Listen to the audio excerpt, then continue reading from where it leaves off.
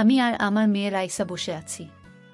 তখন রাইসা বলে উঠল, আচ্ছা বাবাই, জড়িয়ে ধরে মুখে পাপ্পি দিলে কি হয়? মজা লাগে বাবাই? বসে বসে ল্যাপটপে অফিসের গুরুত্বপূর্ণ একটা ফাইলের কাজ করছিলাম। হঠাৎ রাইসার মুখে এমন কথা শুনে চমকে উঠলাম। রাইসা কথাটা বলে ছবি আঁকায় মন দিল। রাইসার কথাটা মনে ঘুরপাক খাচ্ছে। ছোট্ট একটা মেয়ে, বয়স 7 ছুঁই ছুঁই। কিন্তু হঠাৎ এমন কথা কেন বলল? এদিকে কথাকে দেখলাম শাওয়ার নিয়ে বের হচ্ছে। বুঝলাম না, ইদানিং কথা প্রায় সন্ধ্যার পর কথা গোসল করে।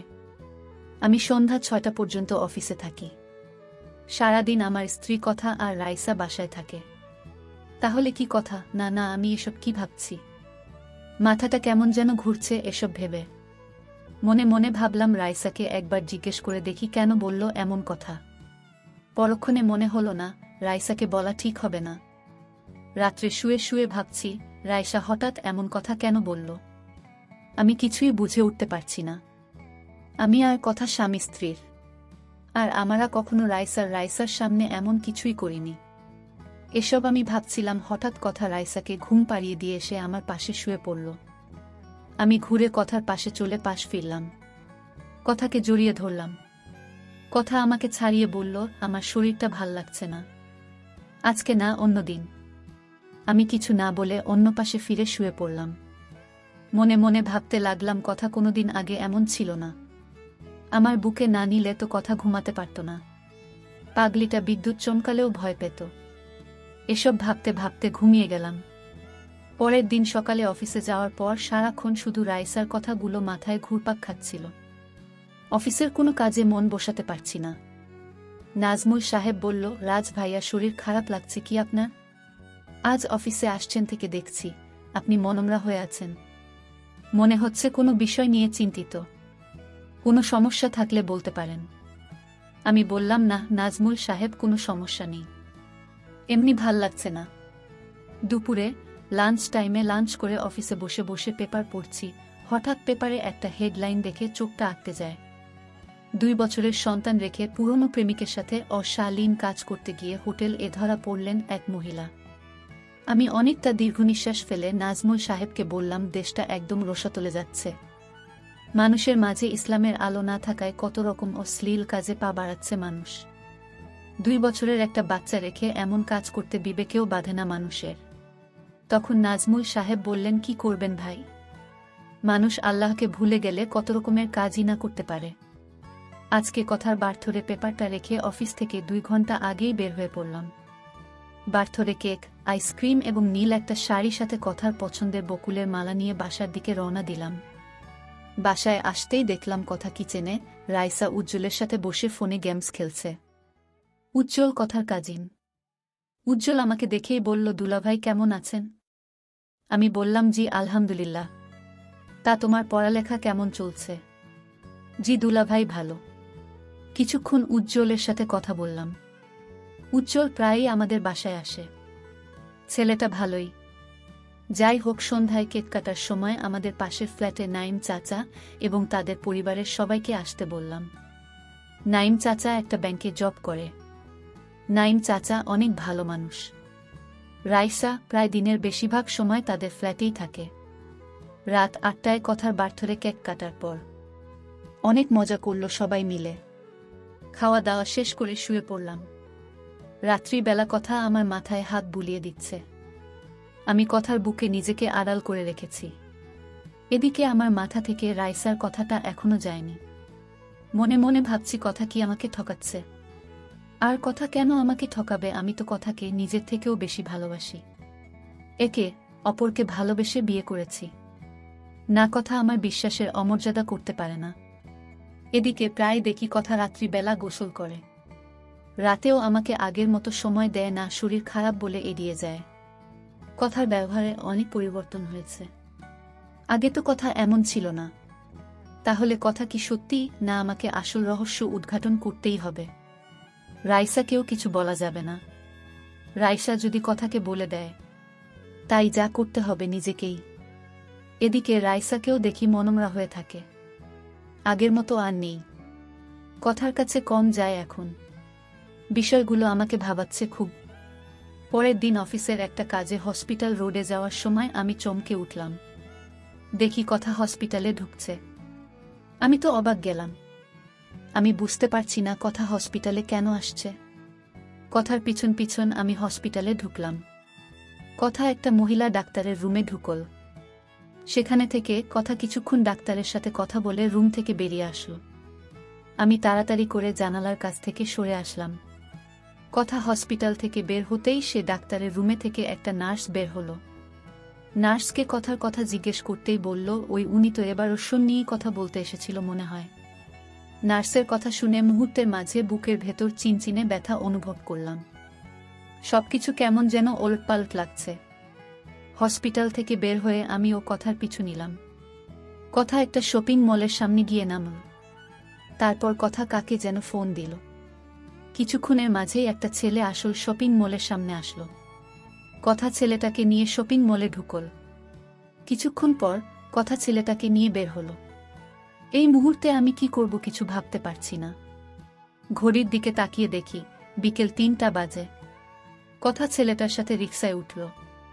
আমিও তাদের পিছন পিছন একটা রিকশা নিয়ে ছুটে চললাম। কিছুক্ষণ পর কথা আর ছেলেটা বড় একটা ৫ তারকা হোটেলে ঢুকল। আমি কথাকে ফোন দিলাম। দুবার ফোন রিং হতেই কথা ফোনটা ধরেই ওপাশ থেকে সালাম দিল। আমি সালামের জবাব দিয়ে বললাম, তুমি কোথায়? কথা বলবো কোথায়, আবার কিচেনে রান্না করছি। কথা জানে আমি সন্ধ্যার আগে অফিস থেকে বাড়ি ফিরব না। আমি কি বলবো কিছু ভেবে পারছি না। এক মুহূর্তে মনে হলো আমার সবকিছু শেষ। আমি ভাবতেও পারছি না কথা আমাকে এভাবে ঠকাবে। বুকের ভেতরটা ফেটে যাচ্ছে। তাহলে রাইসা এইসব নোংরামিই দেখেছে। চাই ও সেদিন আমায় ওই কথাটা বলেছিল রাইসা। কিছু ভাবতে পারছি না। আমি চোখের পানি মুছে হোটেল থেকে সোজা বাসায় চলে আসলাম। বাসায় আসার প্রায় ২ ঘন্টা পর কথা বাসায় এসে আমাকে দেখে খানিকটা ঘাবড়ে যায়। আমি কথাকে জিজ্ঞাসা করলাম, কোথায় গিয়েছিলে? কথা বলল, বান্ধবীর বাসায় গিয়েছিলাম। তখন আমি রেগে গিয়ে বললাম, তাহলে আমাকে যে বললে কিচেনে? তখন কথা কাপা গলায় বলল, সরি, অর্পণাদের বাসায় গিয়েছিলাম। তুমি যদি রাগ কর তাই বলছি কিচেনে। আর আজ তুমি সকাল সকাল এসে পড়েছ কে জানে? আমি নিজেকে আর ধরে রাখতে পারলাম না, রেগে গিয়ে কথা কে বলতে শুরু করলাম, তাই তো সকাল সকাল না আসলে জানতে পারতাম না। এবার শোন করতে তুমি হসপিটালে যাও, অন্য ছেলেকে নিয়ে হোটেলে যাও। ছি, কথা তোমার লজ্জা করে না মিথ্যা বলতে আমায়? আমি কথাকে রেগে গিয়ে বলতে শুরু করলাম, বল তোমার কিসের অভাব? কেন করলে আমার বিশ্বাস নেই খেলা? উত্তর দাও। কথা কোনো কথা বলছে না। চোখের পানি টপক করে পড়ছে। আমি আবার ও বলতে লাগলাম, কি হলো, দাঁড়িয়ে আছো কেন? আমার চোখের সামনে থেকে চলে যাও, তোমাকে দেখতে মন চাচ্ছে না। তখন কথা বলতে শুরু করলো, বললেই চলে যাব। আমি তোমায় ছেড়ে কোথাও যাব না। আমাকে তুমি ভুল বুঝতেছ। আমার হৃদয়ে শুধু তুমি আছো রাজ। আর এই দেহটা তুমি ছাড়া অন্য কেউ স্পর্শ করেনি। আর যেন কেউ করার আগে আমার মৃত্যু হয়। এসব কথা শুনে আমি বললাম, তাহলে হসপিটালে এবার রোশন করতে কেন গিয়েছিলে? নিজের পাপ ঢাকতে। তখন কথা বলল, রাজ প্লিজ চুপ করো, আমি আর নিতে পারছি না। আমি বললাম, সত্যি কথা গায়ে লাগবেই। জানো কথা তোমাকে ভালোবেসে বিয়ে করেছিলাম, আর তার প্রতিদান স্বরূপ এভাবে কষ্ট দিবে? তুমি বললেই হতো যে আমার সাথে তুমি হ্যাপি নও। রাজ, তুমি যা ভাবছ সব ভুল ভাবছ। হ্যাঁ, আমি ভুল ভাবছি। তাহলে বল হসপিটালে কেন গিয়েছিলে? আবার হসপিটাল থেকে বের হয়ে অন্য একটা ছেলেকে নিয়ে শপিং করে হোটেলে? না রাজ, সবকিছুই সত্যি, কিন্তু তুমি যা ভাবছ তা সত্যি নয়। আমি হসপিটালে গিয়েছিলাম ডক্টর দেখানোর জন্য। আমার একটা রোগ আছে, সেই জন্য রাজু দিয়ে স্বাভাবিকের চেয়ে বেশি দিন পিরিজোড়ো হয়। ডাক্তার সানজিদাকে দেখিয়েছি, তিনি রিপোর্ট দেখে বলেছেন রাজুতে টিউমার হয়েছে, আর সেটা অপারেশনও করে ফেলে দিতে হবে। আর অপারেশন করলে বেশিরভাগ সম্ভাবনা আমি আর কোনোদিন মা হতে পারবো না। পৃথিবীতে সবাই চায় বংশের বাতি হিসেবে একটা ছেলে, কিন্তু আল্লাহ এখনো আমাদের কোনো ছেলে দেয়নি। জানো রাজ, আমি সন্ধ্যাবেলা গোসল করতাম এ রোগের জন্যই।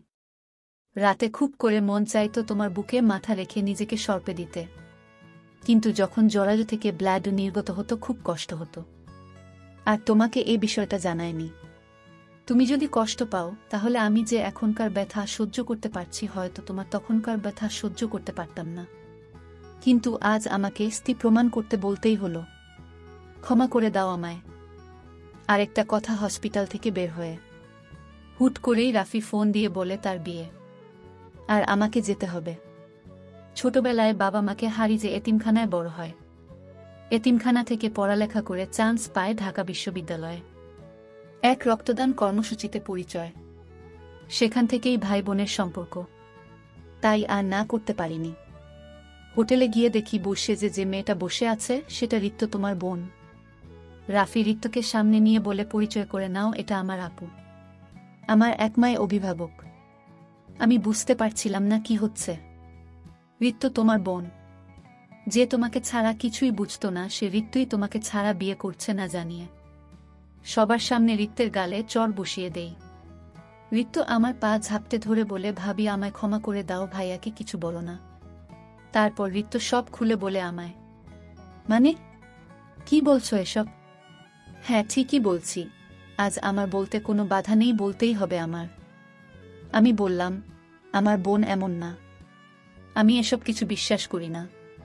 তখন কথা বলল, আমিও করিনি, কিন্তু এটাই সত্যি। কলেজের একটা ছেলেকে ভালোবাসত ঋত্য, নাম রাফি। ছেলেটাও ঋত্যকে প্রচণ্ড ভালোবাসত। তাদের ভালোবাসার বন্ধনটা ছিল পবিয়ে। কিন্তু একদিন কলেজ ফাংশনে যোগ দেওয়ায় ঋত্যের মেসে ফিরতে ফিরতে সন্ধ্যা লেগে যায়। আর এই সুযোগে একদল নরপশু ঋত্যের শরীরে ধর্ষী তারও ছাপ বসিয়ে দেয়। জানো রাজ, আমাদের সমাজে ধর্ষকের জায়গা হলেও হয় না ধর্ষী তার জায়গা। এদিকে ঋত্য ধর্ষিতা হওয়ার কথা কাউকে জানায়নি, কিন্তু কয়েকদিন পর ঋত্য স্থির করল রাফিকে সব বলে দিবে। তাই রাফিকে নিয়ে কলেজের পাশ দিয়েই যে নদী বয়ে গেছে সেখানে নিয়ে যায়। এটা ঋত্য আর রাফির প্রিয় জায়গা। ঋত্য ভনিতা করা বাদ দিয়ে বলতে লাগে, রাফি আমাকে ভুলে যাও। কথাটা ঋত্যকে যতটা আঘাত করে তার চেয়ে আঘাত করে ঋত্যর পাশে বসে থাকা রাফির বুকে। রাফি স্তব্ধ হয়ে যায়। রাফি, তুমি আমাকে ক্ষমা করে দাও। আমি চাই না কোনো ধর্ষী তার জন্য তোমার জীবনটা নষ্ট হোক। জানো, আমি ভাইয়াকেও বলতে পারিনি। আমি চাই না আমার ভাইয়ার দিকে কেউ আঙ্গুল তুলে বলুক, ওই যে ধর্ষী তার ভাই যাচ্ছে। তোমার দিকে কেউ আঙ্গুল তুলে বলুক যে ধর্ষী তার স্বামী যাচ্ছে। তাই এই নষ্ট জীবন নিয়ে আর বেঁচে থাকতে চায় না। রাফি ঋত্যের গালে কষে চড় বসিয়ে দিল। কি মরতে চাও তবে আমার সঙ্গে নিয়ে মরো। একা কেন মরবে? আজ তোমার ধর্ষিতা হওয়ার পিছনে দেশের কিছু যার সন্তানই দায়ী। আমাদের মতো পুরুষের ব্যর্থতা নারীদের নিরাপত্তা দিতে পারিনি। নারীরা প্রতিটা পদে পদে নিরাপত্তাহীনতায় ভুগে। আমি তোমার দেহটাকে নয়, আমি তোমার বুকের বাপাশে লুকিয়ে থাকা মনটাকে ভালোবেসেছি, যে জায়গা শুধু আমারই। আর আমি তোমাকে এ সপ্তাহেই বিয়ে করব। পরে একটা সময় সবাইকে জানালেই হবে। হয়তো তোমার ভাইয়া রাগ করবে, পরে ঠিকই মেনে নিবে। আর তোমার বিয়েতে এক আপুর সাথে পরিচয় করিয়ে দিব। দুনিয়ার আপন বলতে সে আপুটায়। এসব শুনে রাজ বলতে শুরু করে, ঋত্য আর রাফি কই? তাদের শাস্তি আছে, ভাইকে রেখে বিয়ে করে নিল। আর তোমার সাথে কোনো কথা নেই। কথা বলল কেন? আমি কি করলাম? আমি বললাম কি করছো জানো না? তুমি কেন এতদিন বলনি তুমি অসুস্থ? জানো আমার খুব কষ্ট হয়েছে। শোনো, আমি চাই তুমি অপারেশনটা করো। আমার বংশের প্রদীপ লাগবে না। আমার তুমিটাকে চাই যার কাছে বিশ্বাসটুকু জমা রাখা যায়। আজ যদি আমার বড় কোনো সমস্যা হতো পারতে আমাকে দূরে সরিয়ে দিতে। আমার কথা শুনে কাঁদতে শুরু করলো। আমি বললাম, ওই পাগলি কাঁদছ কেন? বুকে আস। কথাটা বলার আগেই বুকে কারো অস্তিত্ব অনুভব করলাম। শার্টটা কারো চোখের পানিতে ভিজে যাচ্ছে। বুঝতে পারলাম আজ বৃষ্টিপাত ভালোভাবেই হবে। এ বৃষ্টি এ ভালোবাসার ভূমিকে নতুন রূপে সাজাতে ঝরছে।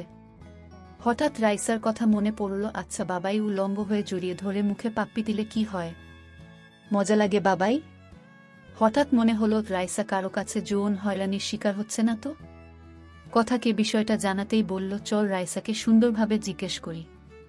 যে ভাবা সেই কাজ। রাইসাকে যে বললাম, মাম্মি তুমি সেদিন ওই কথা বলছো কেন?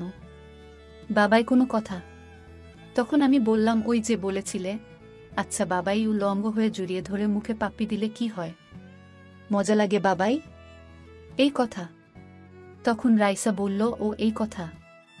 জানো বাবাই, আমাদের পাশের ফ্ল্যাটে দাদু থাকে না, ব্যাংকে চাকরি করে। সে দাদু আমাকে উলঙ্গ হতে বলেছিল, আমাকে জড়িয়ে ধরে বলেছিল, খুব মজা লাগবে না? আমাকে এসব ভিডিও দেখিয়েছে, একটা মেয়ে আর একটা ছেলে উলঙ্গ হয়ে কি যেন করছে। আমাকে বলছে আমি যেন তোমাকে না বলি, বললে তুমি নাকি আমাকে বকা দিবে।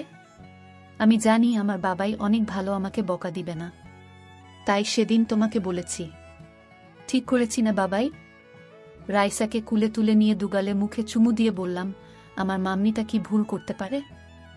এরপর সব আমাকে বলবে, তার আগে আমার পাপ্পি আমাকে ফেরত দাও। রাইসা পাপ্পি দিয়ে বলল, আমার লক্ষ্মী বাবাই, মাম্মি আর ওই দাদুর কাছে যাবে না কেমন? আচ্ছা বাবাই।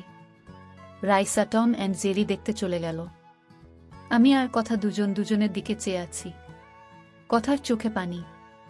কথা চোখের পানি মুছে বলল, লোকটাকে বাবার মতো মনে করেছিলাম, আর সেই কিনা তার নাতির বয়সী মেয়ের সাথে ছিল। রাজ, তুমি অন্য বাসা দেখো। পরের সপ্তাহেই অন্য একটা বাসা ঠিক করলাম অফিসের পাশেই।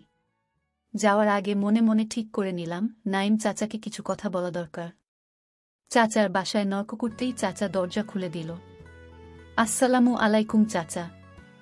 এমন সময় দেখলাম চাচার বড় মেয়ের 7 বছর বয়সী নাতনিটা নানু ভাই বলে দৌড়ে এসে কুলে উঠল। আচ্ছা চাচা, বেয়াদ বিনা নিলে একটা কথা বলি। হুম বাবা বলো। চাচা, আপনার নাতনিটা না খুব সুন্দর, একদম পরীর মতো। আচ্ছা চাচা, আপনার নাতিকে কেউ যদি এ সময় পর্নোগ্রাফি দেখায়, বলে উলঙ্গ হয়ে জড়িয়ে ধরলে মজা লাগবে, তখন আপনার কেমন লাগবে? জানেন, পৃথিবীতে প্রতিটা মানুষই কারো না কারো আপনজন। ছোট্ট বাচ্চারা আমাদের কাছেই শিখবে, তাদের যদি আমরাই হয়রানি করি কেমন হবে? বয়সে আপনার চেয়ে অনেক ছোট আমরা চলে যাচ্ছি, কখনো কোনো ভুল হলে ক্ষমা করে দিয়েন। এই বলে যখনই পা বাড়াবো তখনই লোকটা বলে উঠল, বাবা ক্ষমা করে দাও আমায়, আমি অন্যায় করেছি। মুচকি হেসে বললাম, চাচা আপনার ভুল বুঝতে পারাটাই আপনার জন্য ক্ষমা। রুম থেকে বের হতেই দেখি ঋত্য আর একটা ছেলে কথার সাথে দাঁড়িয়ে আছে। কাছে যেতেই পা ছুঁয়ে সালাম করেই ঋত্য কান্না করে দিল। আমরা চলে যাচ্ছি। যদি কখনো কোনো অন্যায় করে থাকি, ঋত্যকে বুকে জড়িয়ে নিলাম। বুকের বাম পাশটায় রাফিকে জড়িয়ে নিলাম। আর যেন মনে হলো আমার পৃথিবীটা পরিপূর্ণ এক সুখ অনুভব করলাম। এ সমাজে নারীরা কোথাও সেফ নয়, ঘরের মেয়েদের সাবধানে রাখবেন, ছোট বাচ্চাদের একা কোথাও ছাড়বেন না। ধন্যবাদ সবাইকে।